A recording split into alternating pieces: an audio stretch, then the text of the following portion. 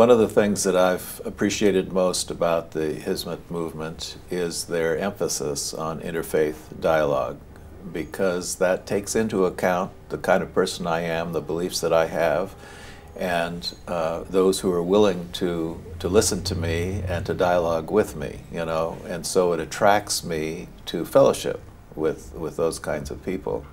I think that the future success of society depends on people like the Hizmet movement and its adherents.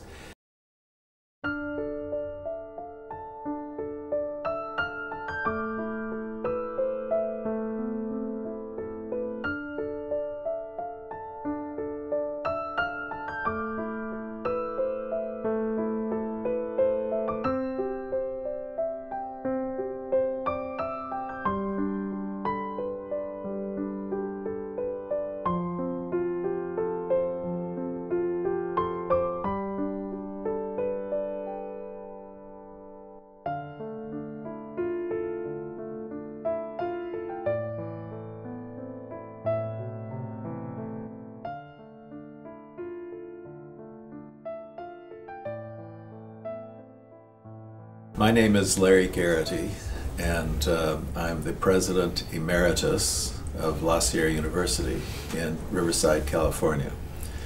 But my training is actually in archaeology. So I got my PhD at Harvard University in 1972 in Syro-Palestinian archaeology, and for more than 40 years I've been the director of the Madhab Plains archaeological project in Jordan.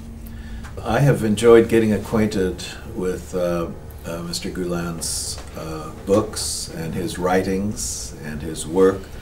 I've learned a little bit about him and his home in Pennsylvania and the leadership that he provides the movement.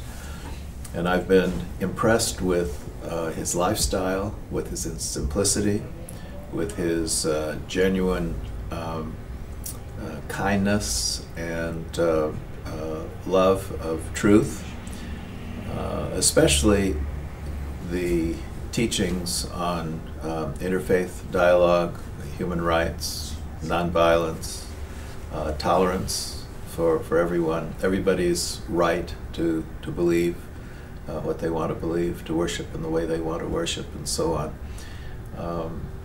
He is a very attractive personality and somebody who is worth getting to know about. Islam in the Western world has had a bad rap, if you want to put it that way, because of the minority of Islamic movements that are involved in terrorism and in disrupting society. And so many Westerners, including Americans, have, I think, a warped view of Islam. They've allowed the fundamentalist variety, who's involved in taking away people's freedoms, they've allowed those kinds of people to represent Islam.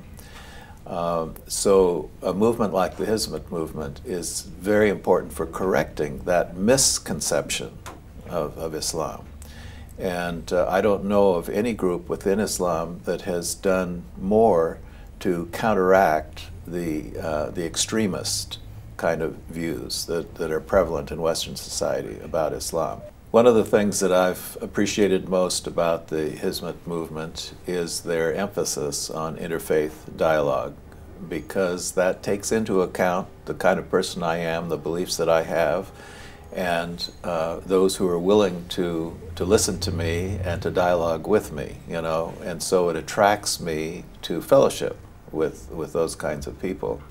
I think that the future success of society depends on people like the Hizmet movement and its adherents.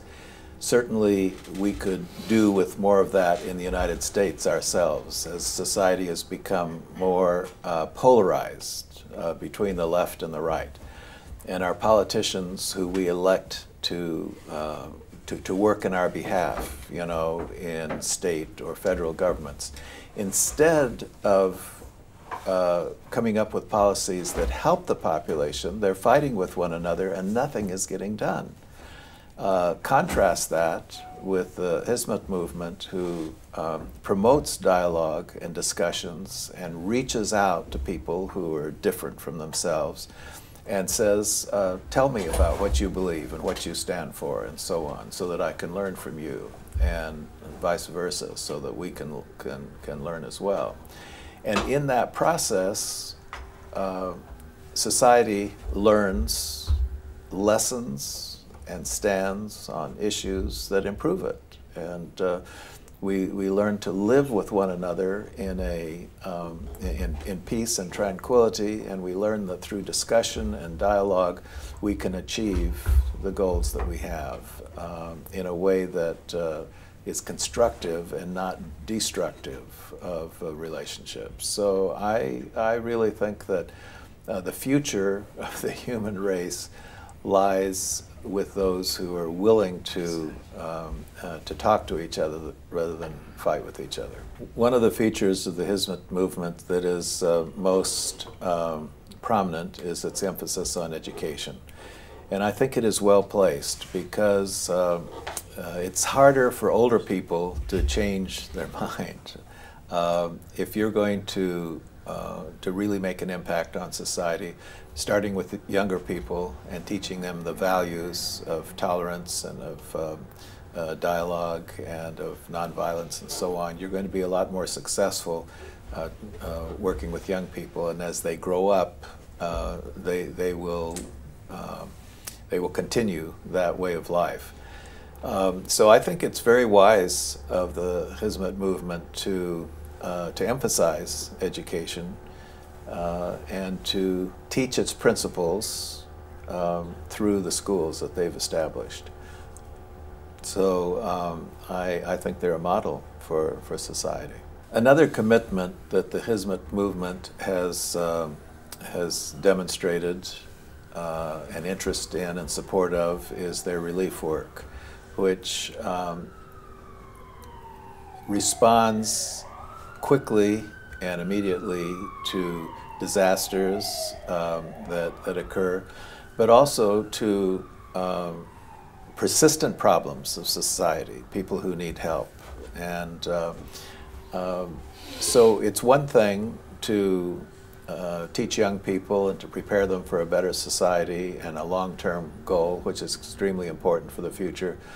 But I really admire the way the movement takes care of people who are in immediate situations of peril or problems. And they do it without finding out what your own commitments are, or where you stand politically, or what your religion is, and so forth. But where there's a need, they're willing to help whoever you are, wherever you are, whatever your commitments are.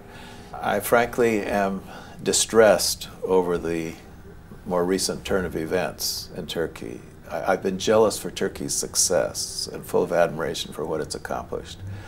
And I hope it's not moving in the other direction now. It looks like freedoms are being curtailed while the ruling party protects its own interest at the expense of others. And that's very distressing to me, because the reputation that Turkey did have in the West was certainly improving, and people were full of admiration and so on for it. And now we're wondering what's happening there. You know, how can this happen in a place that we thought was the model?